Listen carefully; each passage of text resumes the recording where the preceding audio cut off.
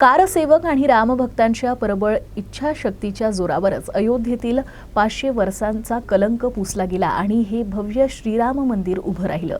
या कार्यात माझाही सहभाग होता। कारसेवक श्रीरामाचे हनुमान आहेत असे गौरवोद्गार उपमुख्यमंत्री देवेंद्र फडणवीस यांनी काढले। राणा दाम्पत्यातर्फे हनुमानगढी इथं आयोजित कार्यक्रमात कारसेवक म्हणून फडणवीसांचा सत्कार करण्यात आला। यावेळी ते बोलत होते।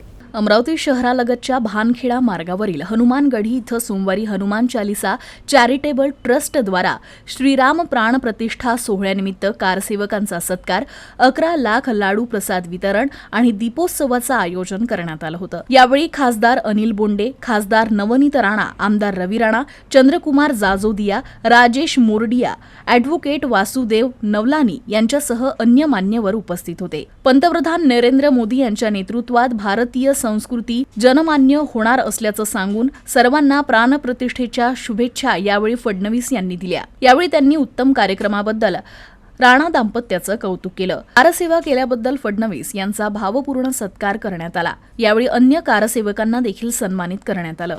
तसेच सामूहिक हनुमान चालीसा पठण कार्यक्रमाचं आयोजन करण्यात आलं होतं। त्यानंतर लाडू प्रसाद महावितरणाला शुभारंभ झाला। हनुमानगढी इथं उभारण्यात येणाऱ्या 111 फूट भव्य हनुमान मूर्तीच्या चरणाचं पूजन उपमुख्यमंत्र्यांनी केलं। इथं दिवसभर झालेल्या कार्यक्रमात शिवमहापुराण कथा यशस्वी करण्यासाठी कार्य करणाऱ्या स्वयंसेवकांचा सत्कार करण्यात आला। संध्याकाळी दीपोत्सव साजरा करण्यात आला। दिवसभर महाप्रसादाचं वितरण सुरू होतं।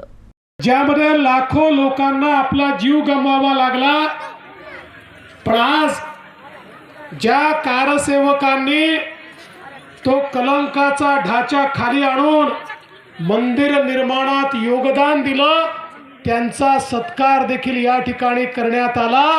खऱ्या अर्थानं हे सगळे कारसेवक म्हणजे श्रीरामाचे हनुमानच आहेत, जे राम कार्यकर्ता त्या ठिकाणी गेले होते। मला अतिशय अभिमान आहे की दोनही कारसेवेमध्ये मी त्या ठिकाणी होतो।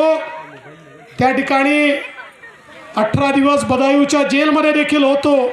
लाठाई खाल्ल्या, गोळ्याही बघितल्या आणि ज्यावेळी कलंकाचा ढाचा खाली आला त्यावेळी त्याच ठिकाणी मी होतो, याचा मला देखील अभिमान आहे। आणि आज भारताची नवीन अस्मिता सुरू झाली आहे। आता भारतीय संस्कृती ही जगामध्ये सर्वमान्य होणार आहे। आता भारतीय विचार पद्धती जग स्वीकारणार आहे। आता भारत हा सर्व प्रकारच्या गुलामगिरीतनं बाहेर आलेला आहे। गुलामाचं प्रतीक संपलेलं आहे।